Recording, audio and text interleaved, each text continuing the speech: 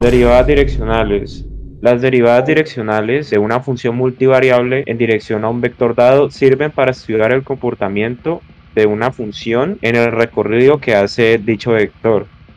Este estudio se puede hacer en base a la derivada parcial de la función multivariable evaluada en un punto dado y luego multiplicado por dicho vector para así conocer el comportamiento de la función en este trayecto. Por ejemplo, si el resultado de esta derivada direccional nos da un número positivo, eso quiere decir que la función en dicho trayecto por el que pasa el vector sube en un momento dado, y si el resultado de la derivada nos da negativo, quiere decir que en cualquier momento la función tiende a bajar.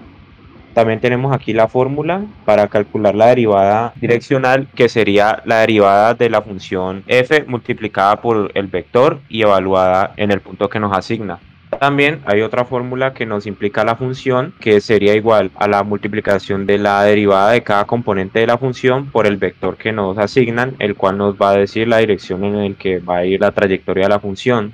Cuando se quiere conocer la pendiente de la función, entonces el vector v deberá ser un vector unitario.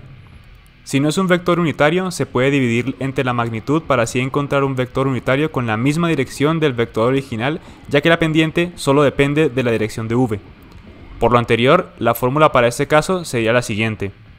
Como se puede apreciar, es exactamente igual que la anterior, solo que en vez de multiplicar solo por el vector, se multiplica por el vector unitario. Y la fórmula del vector unitario es el vector dividido entre su magnitud. También tenemos las propiedades de las derivadas direccionales, que pues en este caso no tocaría ahondar mucho en ellas, ya que son exactamente las mismas propiedades que tendría cualquier tipo de derivada, que pues por ejemplo sería la regla de la suma, la cual nos dice que la derivada de la suma de dos funciones es igual a la derivada de la primera función más la derivada de la segunda, la regla del factor constante, que sería la derivada de una constante multiplicando a la función, que sería la constante por fuera por la derivada de la función. También está la regla del producto, la cual nos dice que es la derivada de un producto de dos funciones es igual a la primera función multiplicada por la derivada de la segunda más la primera función multiplicada por la derivada de la segunda función. También tenemos la regla de la cadena, que pues esa ya implica los exponentes de las funciones, los cuales toca bajarlos a multiplicar a el producto de las funciones, y esa multiplicación a su vez se le multiplica a la derivada interna de ese producto de funciones.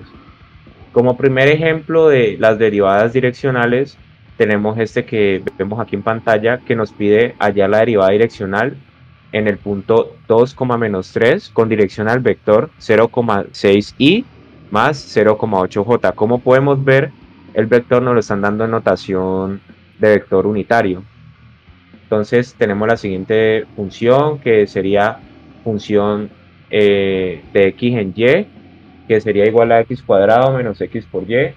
Como primer paso tendríamos que hallar el gradiente de la derivada de la función, que pues como primer caso tendríamos que derivar la función, que sería la derivada de cada uno de los componentes de la función, y a esos componentes evaluarlo en el punto que el ejercicio nos da, que en este caso sería 2,-3.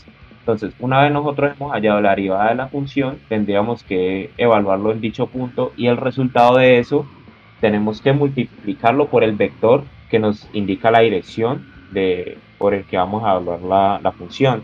El resultado de esto nos da 2,6, que en este caso vemos que es un número positivo, por ende en algún trayecto la función va a tender a elevarse, que sería en el punto en el que estamos evaluando. Para el segundo ejemplo tenemos el siguiente enunciado. Hallar la derivada direccional en el punto 2,1 con dirección al vector unitario de 2i menos j de la siguiente función: x al cuadrado i menos 4i a la 3. Igual que en el ejemplo anterior, realizamos las derivadas parciales con respecto a ambas variables. Sin embargo, y aquí viene la diferencia al ejercicio anterior, en vez de multiplicarlo con el propio vector, ya que si nos damos cuenta no es un vector unitario, lo vamos a transformar a un vector unitario. Así que procedemos a sacar la magnitud, a dividir el vector original entre la magnitud, y ahora sí lo multiplicamos por este vector unitario, dándonos como respuesta 16 sobre raíz de 5.